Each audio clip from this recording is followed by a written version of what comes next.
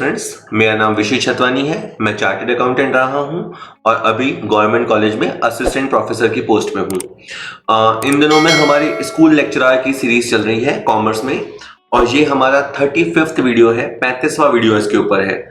हमेशा की तरह इसमें भी अपन 10 इंपॉर्टेंट एमसीक्यू को सॉल्व करेंगे और अप्रोच को समझेंगे। जैसे क्वेश्चन कहता है sales to Dhoni recorded in purchase journal would affect. कहता है धोनी को हमने माल बेचा और वो हमने परचेज जनरल में रिकॉर्ड कर दिया, तो कौन डिस्टर्ब होगा? सेल्स अकाउंट डिस्टर्ब होगा, सेल अकाउंट, परचेज अकाउंट और धोनी अकाउंट तीनों डिस्टर्ब होंगे, परचेज अकाउंट और सेल अकाउंट डिस्टर्ब होंगे या जनरल प्रॉपर डिस्टर्ब होगी? कहां कौन डिस्टर्ब होगा? देखिए आप बात समझिए कि आपने सेल किया किसको? धोनी को, तो आपको एंट्री पास करनी चाहिए थी धोनी टू सेल, है ना। सेल बुक में ट्रांजैक्शन जाना चाहिए था और इसकी एंट्री एक तरह से बननी चाहिए धोनी टू सेल, लेकिन हमने इसे समझ लिया परचेज और हमने एक तरह से एंट्री कर दी परचेज टू धोनी, क्योंकि जब अपन ने परचेज बुक में इसे लिख दिया है तो एक तरह से हमने इसे परचेज समझ लिया है। तो एक तो आपने परचेज को डिस्टर्ब कर दिया, सेल में लिखा नहीं तो सेल को डिस्टर्ब कर दिया और धोनी को तो आपने डबल अमाउंट से डिस्टर्ब कर दिया। व्हाई? क्योंकि धोनी को डेबिट करना था और डेबिट के बजाय हमने उसे क्रेडिट कर दिया, तो हमने उसको अमाउंट को डबल डिस्टर्ब कर दिया। खैर, साफ दिखाई देता है कि हमारी इस गलती से हमारे 3 अकाउंट गलत हो गए। जस्ट जो ट्रांजैक्शन सेल बुक में जाना था परचेज बुक में जाने से हमारे तीनों अकाउंट डिस्टर्ब हो गए, तो इसका आंसर बी रहेगा। ठीक है, चलिए नेक्स्ट कहता है कि which one of the following error is an error of principle. इनमें से कौन सा एरर ऑफ प्रिंसिपल है? तो आप क्वेश्चन को अटेम्प्ट करें उससे पहले मैं आपको बता दूं कि जब रेवेन्यू एक्सपेंसेस हो और उसे कैपिटल एक्सपेंसेस मान लिया जाए, दैट इज रूटीन नेचर का एक्सपेंसेस हो, डेली नेचर का एक्सपेंसेस हो और उसे कैपिटल एक्सपेंडिचर मान लिया जाए, या फिर ऐसा हो जाए कि कैपिटल नेचर का एक्सपेंसेस हो और उसे रेवेन्यू एक्सपेंसेस मान लिया जाए। अगर ऐसा कुछ होता है तो हम ये कहते हैं कि हमसे प्रिंसिपल एरर हो गया। ठीक है, अब अपन ऑप्शन देखते हैं। पहले ऑप्शन में लिखा है purchase transaction entered in the purchase done book. तो एक और बात बता दूं मैं आपको, जब आप गलत बुक में चले जाते हैं, जैसे आपको जो बुक लेनी चाहिए थी उसकी जगह आप दूसरी बुक ले लेते हैं, या कहें कि आप अमाउंट की गलती कर देते हैं, या आप DRCR की गलती कर देते हैं, या टोटल की मिस्टेक कर देते हैं, बैलेंस की मिस्टेक कर देते हैं, तो ये सारे मिस्टेक जो होते हैं ये आपके हिसाब की अशुद्धि कहलाते हैं, ये आपके एरर ऑफ कमीशन कहलाते हैं। सो वापस फोकस करते हैं। परचेज वाला ट्रांजैक्शन परचेज रिटर्न बुक में चला गया, यानी आपने गलत बुक सेलेक्ट कर ली, तो ये आपका कमीशन एरर है। सेकेंड पॉइंट में 200 रुपए की सेल थी और आपने उसे 2000 रुपए रिकॉर्ड कर दिया, यानी अमाउंट की गलती है, ये भी कमीशन एरर है, एरर ऑफ कमीशन। थर्ड में आपने कैश सेल किया और इसे आपने सेल्स बुक में चढ़ा दिया, तो ये भी गलती है। आप कहेंगे सर गलती कैसे? अरे कैश सेल का मामला था तो आपको कैश बुक में चढ़ाना चाहिए था, लेकिन आपने इसे क्रेडिट सेल की तरह सेल बुक में चढ़ा दिया। अगेन आपने गलत बुक सेलेक्ट कर ली, यहाँ पे फिर आपसे बुक गलत हुई है। तो जब आप गलत बुक लेंगे, गलत अमाउंट लेंगे, गलत साइड लेंगे, तो वो सारे के सारे आपके एरर ऑफ कमीशन होते हैं। पर बाय द वे इन्होंने पूछा था हमसे एरर ऑफ प्रिंसिपल। तो देखिए चौथे पॉइंट में इन्होंने लिखा है कि हमने रिपेयर को DR कर दिया फर्नीचर की जगह। मतलब हमें DR तो करना चाहिए था फर्नीचर को, और इन्होंने रिपेयर को DR कर दिया। तो मतलब जो फर्नीचर था उसे बोलते हैं कैपिटल एक्सपेंडिचर और रिपेयर जो होता है वो है रेवेन्यू एक्सपेंडिचर। तो कभी भी आप ऐसे अल्टा पल्टी करेंगे, कैपिटल एक्सपेंडिचर को शॉर्ट में कैपेक्स बोलते हैं, कैपेक्स को रेवेन्यू एक्सपेंडिचर मानेंगे या रेवेन्यू एक्सपेंसेस को कैपिटल एक्सपेंडिचर मानेंगे, तो फिर माना जाता है कि आपसे एरर ऑफ प्रिंसिपल हो गया। ये एक बुनियादी गलती होती है। देखिए जब अकाउंटेंट आप बनने जाते हैं, बाद में बच्चों को अकाउंटेंट आप बनाएंगे, तो आपको पहले खुद की अंडरस्टैंडिंग क्लियर होनी चाहिए कि रेवेन्यू एक्सपेंसेस क्या होते हैं, जो रूटीन एक्सपेंसेस हैं, रेगुलर नेचर के एक्सपेंसेस हैं, और कैपिटल एक्सपेंडिचर क्या होते हैं, जिनसे हमारा असेट्स क्रिएशन होता है। तो उन दोनों को डिफरेंशिएट करना बहुत जरूरी है। तो अगर आप ये बुनियादी भूल करते हैं तो आप एक सैद्धांतिक अशुद्धि कर रहे हैं, और एरर ऑफ प्रिंसिपल इसे कहते हैं। ठीक है sir. Next, earning per share is calculated using which of the following formula. ये जो आप अर्निंग पर शेयर होता है, एक शेयर पे होने वाली कमाई, ये आप कैसे निकालेंगे? तो देखिए अर्निंग पर शेयर, तो एक तो आपको अर्निंग देखनी पड़ेगी कि आपकी टोटल अर्निंग क्या है, what is your total earning. और एक आपको देखने पड़ेंगे नंबर ऑफ इक्विटी शेयर्स। तो मैंने मोटे तौर पे बात बताई, अर्निंग पर शेयर, एक शेयर पे होने वाली कमाई को देखने के लिए पहले आपको टोटल अर्निंग देखनी होगी। अब यहाँ पे जो अर्निंग का सेंस है वो ये है कि प्रॉफिट आफ्टर टैक्स, टैक्स के बाद जो प्रॉफिट होता है उसमें से पहले प्रेफरेंस शेयर को डिविडेंड दे दो, प्रेफरेंस शेयर को डिविडेंड दे दो, और उसके बाद जो प्रॉफिट होता है वो इक्विटी शेयर होल्डर का होता है, और फिर आप नंबर ऑफ इक्विटी शेयर से उसे डिवाइड कर दो। तो ये है जो पहला फॉर्मूला है उसमें प्रॉफिट आफ्टर टैक्स है, तो उसमें से पीएस डिविडेंड माइनस नहीं है। सेकंड वाला बिल्कुल सही है, इक्विटी शेयर को हम ऑर्डिनरी शेयर भी कहते हैं। हिंदी इंग्लिश दोनों में क्वेश्चन आता है, आप जिसमें कंफर्टेबल हो उसमें क्वेश्चन को पढ़िए, सॉल्व कीजिए। और जो भी वीडियोस है, आप अगर ये सोचते हैं कि सर 10 एमसीक्यू से क्या हो जाता है या 10 एमसीक्यू कौन से यही आने, नहीं, मकसद ये है कि आपको पता लगे कि ये टॉपिक आपने देख लिया है क्या। फॉर एग्जाम्पल जैसे ये क्वेश्चन आया तो रेशियो वाला क्वेश्चन आपने देख लिया है क्या, और रेशियो के अंदर आपने अर्निंग पर शेयर तक पढ़ लिया है क्या, मकसद वो है। ठीक है, चलिए तो हो गया है क्वेश्चन सॉल्व। ठीक है, ठीक, नेक्स्ट देखते हैं। Match items of list 1 with list 2 relating to the macro environment of business and indicate the code of correct matching. ठीक है, बिजनेस में दो तरह का एनवायरनमेंट होता है, एक माइक्रो लेवल का, माइक्रो लेवल जो हमारे अंडर कंट्रोल में होता है, जैसे हम हैं, हमारे एम्प्लॉई हैं, हमारे सप्लायर हैं, डेटर्स हैं, वो हमारा माइक्रो एनवायरनमेंट होता है। और जो हम जिससे घिरे हुए रहते हैं, जो हमारा बाहर होता है, वो मैक्रो एनवायरनमेंट होता है। अब जैसे एक तरफ लिखा है इकोनॉमिक एनवायरनमेंट, तो अब सामने में से देख के बताना है कि इकोनॉमिक एनवायरनमेंट को कौन बताता है। Ethical issues, trade and transport policies, economic stratification of population, या जुडिशरी पावर्स। तो थोड़ा टफ क्वेश्चन है। देखिए, इकोनॉमिक एनवायरनमेंट हमारे यहाँ का आर्थिक पर्यावरण, तो ये जो ट्रेड और ट्रांसपोर्ट पॉलिसी है ना, जो ट्रेड और ट्रांसपोर्ट पॉलिसी है, ठीक है, कई बार फ्री ट्रेड पॉलिसी होती है, कभी रिस्ट्रिक्टेड ट्रेड पॉलिसी होती है, ये इकोनॉमिक एनवायरनमेंट होता है। और देखते हैं पॉलिटिकल एंड गवर्नमेंट एनवायरनमेंट, तो ethical issues, economic stratification, judiciary power. तो ये जुडिशरी जो होती है ना, ये गवर्नमेंट को कंट्रोल करने में आती है या पॉलिटिकल कंट्रोल में काम आती है। ठीक है, तो जो जुडिशरी पावर है वो ये होती है। इसके बाद है थर्ड ऑप्शन है सोशियो कल्चरल एनवायरनमेंट। तो आपका दो ऑप्शन बचे हैं, एक है एथिकल इश्यूज और एक है पॉपुलेशन से संबंधित। तो हमारा जो सोशियो कल्चरल एनवायरनमेंट होता है, उसी से हमारे एथिकल वैल्यूज, हमारी मॉरल वैल्यूज उससे क्रिएट होती है। देखिए, हमारा तो जैसे इंडिया है तो बहुत ही सभ्य समाज है, बहुत ही सभ्य सुसंस्कृत समाज है, जहाँ पे बचपन से ही ईमानदारी, नैतिकता सिखाई जाती है। ठीक है, आगे जाके उसमें थोड़ी कमी आती है, बट सोशियो कल्चरल एनवायरनमेंट जो होता है उससे हमारी एथिक्स डेवलप होते हैं, हमारा मॉरल या हमारे नैतिक मूल्य डेवलप होते हैं। और डेमोग्राफिक एनवायरनमेंट, तो जहां डेमोग्राफिक वर्ड आता है ना, डेमोग्राफी हमेशा जनसंख्या से संबंधित वर्ड होता है। कि जनसंख्या, जैसे मान लीजिए कि अभी कहते हैं कि इंडिया में कहते हैं कि डेमोग्राफिक डिविडेंड है। डेमोग्राफिक डिविडेंड का मतलब क्या है कि हमारे यहाँ सबसे ज्यादा यूथ पॉपुलेशन है। चाइना, जापान, उनमें जो पॉपुलेशन है वो बहुत बूढ़ी है, लेकिन इंडिया की जो है एवरेज एज बहुत अच्छी है और बहुत ही यंग वाइब्रेंट पॉपुलेशन है।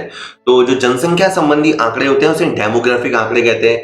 इसमें आपका विवाह, जन्म, मृत्यु, इस तरह के वाइटल स्टैटिस्टिक्स आ जाते हैं। खैर, तो पॉपुलेशन जो है, पॉपुलेशन कौन से स्ट्रेटा में है, मतलब हमारे यहाँ लोअर इनकम ग्रुप हो सकते हैं, मिडिल इनकम ग्रुप हो सकते हैं, हायर इनकम ग्रुप हो सकते हैं। वैसे रियलिटी ये है कि इंडिया में हायर इनकम ग्रुप बहुत कम है, 2-5% लोग ही हैं जो बहुत हायर इनकम ग्रुप में है। Most of the population lower income group में है या मिडिल इनकम ग्रुप में है। तो मैं आपको समझाने की कोशिश की कि अगर मैं वापस दोहराऊं तो इकोनॉमिक एनवायरनमेंट का संबंध है आपका ट्रेड पॉलिसीज वगैरह से, तो ए के साथ 2 मैच होगा। मैंने इसमें देखा, मुझे बी ऑप्शन और डी ऑप्शन अच्छे लग रहे हैं। अभी यानी क्वेश्चन सॉल्व नहीं हुआ है। बी, पॉलिटिकल और गवर्नमेंट एनवायरनमेंट को कहीं ना कहीं जुडिशरी कंट्रोल करती है या कंट्रोल करने की कोशिश तो करती ही है। B4 है, तो ये B4 है, बस ये मैच हो गया है, अब मुझे इसकी जरूरत नहीं है। इसके अलावा C1 था, तो जो मैंने कहा कि सोशियो कल्चरल एनवायरनमेंट से हमारे एथिकल इश्यूज बनते हैं या एथिकल इश्यूज कंट्रोल होते हैं। और डेमोग्राफिक जो मामला है वो जनसंख्या से रिलेटेड मामला होता है। हिंदी वालों के लिए आसान है, जनसांख्यिकीय पर्यावरण देखने के लिए उनको जनसंख्या का आर्थिक स्तरीकरण है, तो ऐसे मैच कर लेंगे तो वो खुश हो जाएंगे, अरे हाँ हाँ सर, जनसंख्या से जनसंख्या मैच हो गया। ठीक है, चलिए नेक्स्ट। कहता है in case of dissolution of partnership firm provision for doubtful debts is transfer to. आसान क्वेश्चन है, स्क्रीन पॉज कीजिए, खुद ही सॉल्व करो, बताओ वीडियो कहाँ ट्रांसफर करते हैं। क्वेश्चन समझना, ये आपकी बैलेंस शीट है, ठीक है। बैलेंस शीट के अंदर डेटर होता है। मान लीजिए आपका डेटर है 80,000 का और आपका पीबीडी दे रखा है 4,000 का और बाहर दे रखा है 76,000। तो मेरा पहला क्वेश्चन आपसे ये है कि जब अगर फर्म का डिसोल्यूशन होगा, फर्म का समापन होगा, तो तुम रियलाइजेशन अकाउंट बनाओगे? हाँ। रियलाइजेशन में कितना ट्रांसफर करोगे, 80 या 76? 80। तो रियलाइजेशन अकाउंट में 80,000 रुपए ट्रांसफर होगा और ये जो प्रोविजन अकाउंट है ये भी रियलाइजेशन में ट्रांसफर होगा, ठीक है। आप जब एंट्रीज लगाओगे ना तो ये जो 80,000 रुपए है ये तो डेबिट साइड में ट्रांसफर होगा और ये जो 4,000 है वो क्रेडिट साइड में ट्रांसफर होगा, ठीक है। मॉरल ऑफ द स्टोरी क्या है कि आपको नेट अमाउंट ट्रांसफर नहीं करना, बल्कि डेटर्स का जो ग्रॉस अमाउंट है, जो सकल राशि है, उसे डेबिट साइड पर ट्रांसफर करनी है और पीवीडी को क्रेडिट साइड पर ट्रांसफर करना है। बातों बातों में हमारा जवाब आ गया है कि पीवीडी को कहां ट्रांसफर किया जाता है, पीवीडी को रियलाइजेशन अकाउंट में ट्रांसफर किया जाता है, ठीक है सर। चलिए हो गया है। नेक्स्ट देखते हैं। नेक्स्ट कहता है when a company buys its debenture as an investment the own debenture account is debited. सही है। एक कंपनी अपने ही डिवेंचर्स को खरीद सकती है। मैं आपको बता दूं कि जब एक कंपनी अपने ही डिवेंचर परचेज करती है तो या तो उसका मकसद होता है इन्वेस्टमेंट करना या उनका मकसद होता है कैंसिलेशन करना। तो कभी कभी तो डिवेंचर्स कंपनी परचेज करने के बाद कैंसिल कर देती है और कभी कभी खुद के पास एज एन इन्वेस्टमेंट रख लेती है। तो ये कहते हैं कि जब कंपनी अपने ही डिवेंचर्स को इन्वेस्टमेंट के तौर पे खरीदती है, विनियोग के तौर पे खरीदती है, तो आप जो अकाउंट डेबिट करोगे, अब आप यूं समझो ये है कंपनी और ये मान लीजिए पब्लिक है जिससे कंपनी डिवेंचर परचेज कर रही है। तो हम इसे पैसा देंगे, कंपनी इसे पैसा देगी डिवेंचर होल्डर को, तो बैंक बैलेंस तो आएगा नीचे और कंपनी के पास क्या आएगा, अपना ही डिवेंचर। तो इसे हम कहेंगे ओन डिवेंचर। इसका पूरा नाम होता है इन्वेस्टमेंट इन ओन डिवेंचर। तो ये आपको डेबिट करना होता है परचेज प्राइस से। सपोज 100 रुपए की डिवेंचर है और आपने 95 रुपए में परचेज की, तो ये जो एंट्री होती है वो 95 से होती है। तो आप ऑप्शंस पढ़ लीजिएगा। ये एंट्री फेस वैल्यू पे नहीं होती, पेड अप वैल्यू पे नहीं होती है, बल्कि जो हमने डिवेंचर के लिए पैसा दिया है, जितना अमाउंट अपन ने डिवेंचर्स के लिए दिया है उस वैल्यू से एंट्री होती है। तो इसका आंसर सी रहने वाला है। जो भी आपने ऋण पत्रों के लिए राशि पे की है, प्रदत्त की है, उस राशि से डीआर होगा। देखिए अकाउंटेंट क्या होता है, अगर एक बार फिर आपको बताऊं, आप अकाउंटेंट बनने जा रहे हैं या बाद में आप अकाउंटेंट बनाएंगे बच्चों को, तो आपको खुद को तो पहले पता होना चाहिए, है ना। हमारा फर्ज है कि हमें पहले पता हो। तो अकाउंटेंट को पता होना चाहिए ट्रांजैक्शन क्या होता है, ट्रांजैक्शन की इसकी एंट्री क्या बनेगी, इसका इंपैक्ट क्या होगा, इसका व्यापार पे प्रभाव क्या होगा, उसकी एंट्री क्या होगी और एंट्री किस अमाउंट से होगी। फिर उसे प्रॉपर्ली लिखना और उसका प्रॉपर्ली प्रेजेंटेशन करना और उसके इंपैक्ट को समझना, यहां तक अकाउंट चलता है, ठीक है। तो आपको हर चीज क्लियरली आनी चाहिए। तो स्टूडेंट इस वीडियो में जो आप 10 क्वेश्चन देखने वाले हैं वो मैंने इस सैंपल पेपर 35 से ड्रॉ किए हैं। मैं आपको इस पेपर की थोड़ी झलक दिखाता हूँ। इस पूरे पेपर के अंदर वैसे 150 क्वेश्चन है और कोशिश की है कि सारे इंपॉर्टेंट क्वेश्चन रखें। ये मेरा व्हाट्सएप नंबर है, ये आप नोट कर लीजिए। कभी कोई डाउट हो, क्वेरी हो, सजेशन हो, ऐप में कोई प्रॉब्लम आ रही हो तो आप मुझे बिल्कुल इस पर व्हाट्सएप कर सकते हैं, आई विल रिप्लाई। क्वेश्चन हम जो दिया करते हैं स्टूडेंट्स को वो हिंदी और इंग्लिश दोनों में होते हैं। तो जिन भी स्टूडेंट ने सैंपल पेपर बाय कर रखे हैं, बहुत सारे बच्चों ने ले रखे हैं, उनको ये पता ही है सारी बात। और जो लोग रेगुलरली वीडियोस देखते हैं, तैयारी करते हैं, उनको भी सारी पता है, तो वो 2 मिनट का वीडियो स्किप कर सकते हैं। बाकी लोग जो पहली बार जुड़े हैं तो मैं उनको बता दूं कि इस तरह से हम 150 क्वेश्चन पेपर के अंदर प्रोवाइड करते हैं। इसके अंदर 120 क्वेश्चन तो आपके होते हैं जो आपका सब्जेक्ट है उसके, और जो लास्ट के 30 क्वेश्चंस होते हैं वो हमारा एजुकेशन साइकोलॉजी भी आता है आरपीएससी के अंदर, तो हम उसके भी कवर करते हैं, ठीक है। अब अगर आपको ये सैंपल पेपर चाहिए तो आपको क्या करना पड़ेगा, तो मैं कहूँगा सबसे पहले तो आप एक काम कीजिए, हमारा कॉमर्स पॉइंट नाम से ऐप है, ये उसका लोगो है। जब आप प्ले स्टोर पे जाएंगे तो इस लोगो से आपको कॉमर्स पॉइंट ऐप दिखेगा, आप उसे डाउनलोड कर लीजिएगा और ये बिल्कुल फ्री है, कोई कॉस्ट नहीं है। और बहुत सारा कंटेंट उसके अंदर हमने और फ्री दे रखा है ना, आप फ्रीली डाउनलोड कीजिए और बहुत सारा कंटेंट उसके अंदर यूज कीजिए। बाय द वे अगर आप हमसे 50 सैंपल पेपर्स, हमने ऐसे एक नहीं, हमने 50 सैंपल पेपर डिजाइन कर रखे हैं, तो टोटल हमारे नंबर ऑफ क्वेश्चन है 7500 एमसीक्यूज। पूरी तरह अभी खुद की तारीफ करना हो जाएगा, लेकिन हमने अच्छी क्वालिटी के क्वेश्चंस रखे हैं और ये सब मात्र 249 रुपये में अवेलेबल है। तो एक बहुत ही नॉमिनल कीमत पे रखे हैं ताकि कम से कम पैसे की वजह से तो कोई ये ना कहे कि मेरी तैयारी नहीं हो पाई। ठीक है। तो मैं तो आपको यही सजेस्ट करूंगा कि आप ऐप डाउनलोड कर लीजिए, उसका फ्री कंटेंट यूज कीजिए। अगर वो यूजफुल लगता है, वो अच्छा लगता है, तो फिर सोच लीजिएगा कि फ्री कंटेंट ऐसा है तो पेड कंटेंट भी और अच्छा होगा ही होगा। तो आप ये परचेज कर सकते हैं। चलिए और क्वेश्चन करेंगे अभी। 33rd, the sum of factory cost and office overhead is called. ये पूछता है कि जब फैक्ट्री कॉस्ट होती है और उसमें ऑफिस ओवरहेड को जोड़ दिया जाता है तो क्या आएगा। बहुत ही आसान क्वेश्चन है कॉस्टिंग का और बिल्कुल बेसिक क्वेश्चन है। आप इसका आंसर लगाने की कोशिश करो, स्क्रीन को पॉज करो और सॉल्व सोचो कि अगर फैक्ट्री कॉस्ट मतलब फैक्ट्री तक का खर्चा आ गया और इसके बाद अगर अपन इसके अंदर ऑफिस ओवरहेड जोड़ेंगे तो हमें मिलेगा कॉस्ट ऑफ प्रोडक्शन। यानी हम जो वस्तु बनाते हैं उसकी लागत आपके सामने आ जाएगी।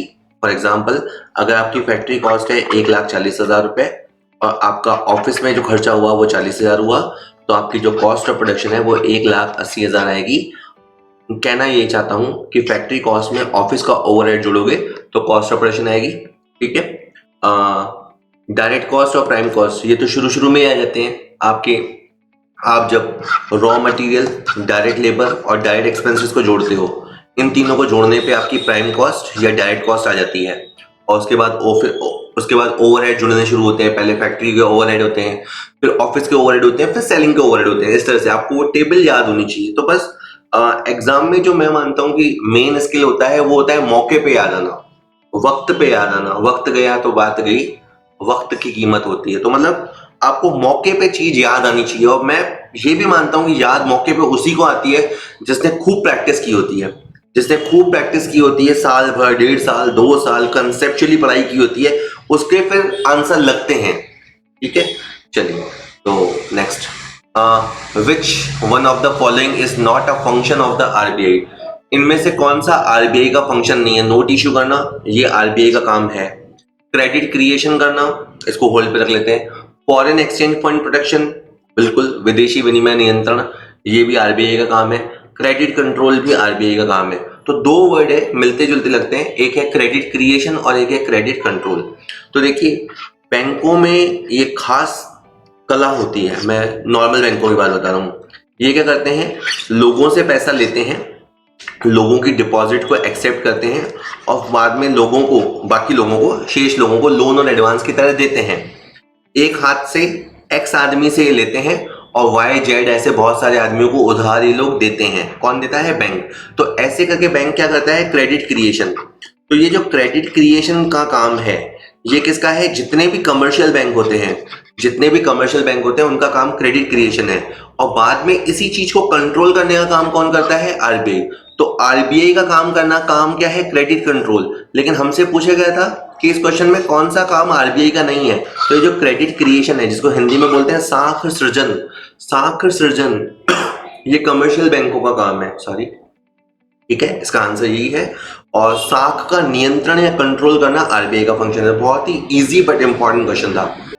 A and B are partners in a firm. During the year 2021, A withdrew some fixed amount on the first day of each month. Interest on drawing at the rate 12% per annum was calculated 780. How much amount is withdrawn by A per month?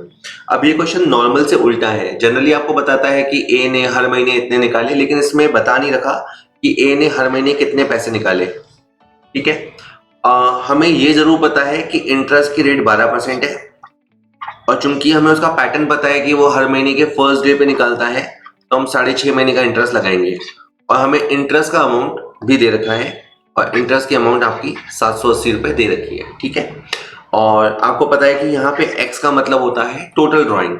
अब देखना कई बार क्या होता है, आता हुआ question हम कैसे गलत कर लेते हैं। हमें ये समझ में आ रहा है कि इस फॉर्मूले में ड्रॉइंग छुपी हुई है, तो हमने उसको एक्स मान लिया, हमने इसको पुट कर दिया। अब हम इसको थोड़ा सॉल्व करते हैं। ठीक है। जैसे पॉइंट रिमूव कर दी और पॉइंट रिमूव करके यहाँ पे मैंने 0 क्रिएट कर दिया। ठीक है। मीनवाइल 12 से 12 कैंसिल हो गया। ठीक है। अब आप देखो यहाँ पे तो हो रहा है 65x, लेफ्ट हैंड साइड पे x और 65, और उस तरफ 780, यहाँ नीचे 1000 से क्रॉस मल्टीप्लाई होकर 7,80,000 हो जाएगा। अब जब आप यहाँ x की वैल्यू निकालोगे तो यहाँ पे आपका बन जाएगा 12,000 रुपया। ठीक है। जैसे ही x का वैल्यू 12,000 आएगा, हम हो सकता है इसका आंसर कर दे 12,000 रुपया। और गौर कीजिए, क्वेश्चन ने पूछा था how much amount is withdrawn bye A per month. ये जो इस फॉर्मूले में आप अमाउंट भरते हो ना, ये तो इसकी टोटल ड्रॉइंग है, यानी ये total drawing for the year है। हमसे पूछा गया है इसकी मंथली ड्राइंग कितनी है, तो मंथली ड्राइंग के लिए आपको 12 से डिवाइड करना पड़ेगा। इसकी जो मंथली ड्राइंग है वो 1000 है। तो कई बार क्या होता है हमने x की वैल्यू सॉल्व कर दी वही हमारा आंसर है, ऐसा नहीं है, थोड़ा सा ध्यान रखना है। और ये जैसे मैंने सिखाया ऐसा नहीं है, आप कहीं से भी सीखिए, यही जो थोड़ा थोड़ा आप सीखेंगे ना यही आपके रिजल्ट में रिफ्लेक्ट होता है। एक सिली मिस्टेक आपको रेस के अंदर या बाहर कर सकती है, आपको वो अवॉइड करनी है। तो जब आप वीडियो देखते हैं तो क्वेश्चन ठीक है जो हो रहे हैं सो हो रहे हैं, मेन मेरा जो पर्पस है वो यही है कि आप सारे चैप्टर्स टच करके जा रहे हैं या नहीं। क्योंकि कई बार क्या होता है पेपर कुछ बच्चे कंफ्यूज हो जाते हैं, डर जाते हैं कि सारे क्वेश्चन सर टफ आते होंगे। सर सारे पेपर टफ नहीं आता है, डिफिकल्टी लेवल होता है, थोड़ा होना भी चाहिए, क्योंकि आखिर आप स्टूडेंट नहीं है, आप स्टूडेंट्स को पढ़ाने जा रहे हैं, तो एक डिफिकल्टी लेवल होना भी चाहिए। लेकिन सारे ही क्वेश्चन टफ आते हैं ऐसे नहीं है, लेकिन हाँ ये जरूर है कि क्वेश्चन कहीं से भी आ सकता है। तो आपको एक कॉम्प्रिहेंसिव अप्रोच लेके चलना चाहिए और जितना सीख सके कॉन्सेप्चुअली अच्छे तरीके से सीखना चाहिए। सो होप आप सीख रहे हैं, आप पढ़ाई कर रहे हैं अच्छी। तो इसका आंसर बी रहेगा, सिली मिस्टेक नहीं करना है, ठीक है। होप ये आज का last question. On redemption of debenture, the amount lying in the debenture redemption reserve, which is no longer necessary to be retained, should be transferred to. इनका क्वेश्चन ये है कि जब हम ऋण पत्रों का शोधन कर देते हैं, उनका विमोचन कर देते हैं, ठीक है, तो हमें पता है कि डिवेंचर के रिडम्पशन से पहले हम एक DRR अकाउंट बनाते हैं, डिवेंचर रिडम्पशन रिजर्व। कुछ मामलों में हम उसको बोलते हैं डिवेंचर रिडम्पशन फंड, उसी को हम बोलते हैं डिवेंचर सिंकिंग फंड, ठीक है। तो हम रिडम्पशन के पर्पस से ये अकाउंट बना लेते हैं। तो जब रिडम्पशन हो जाएगा, जब हमारा पर्पस हासिल हो जाएगा, आप ये भी समझते हैं टेक्निकली कि ये सारे कुछ भी नाम आप उसको दे दो, इनका जो नेचर है वो है specific nature, these are specific reserve.